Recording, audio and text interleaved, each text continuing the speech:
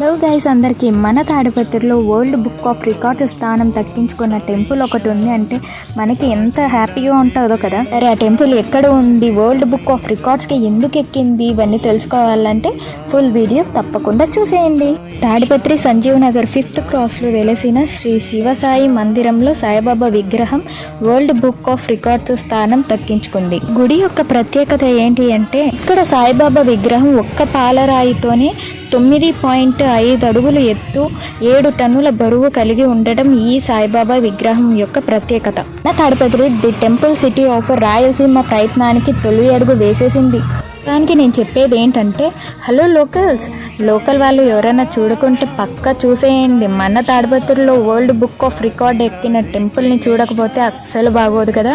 ఇలా ఎందుకు అంటున్నానంటే, నేను కూడా ఈ టెంపుల్ని విజిట్ అవ్వడం ఫస్ట్ టైం. ఈ టెంపుల్ కట్టి 2 years అవుతుంది, అయినా నాకు ఇప్పటి వరకు కుదరలేదు. ఈ రోజు కుదిరింది. అలాంటి లోకల్స్ ఇంకా ఈ టెంపుల్ని విజిట్ కాని వాళ్ళు చాలా మంది ఉంటారు.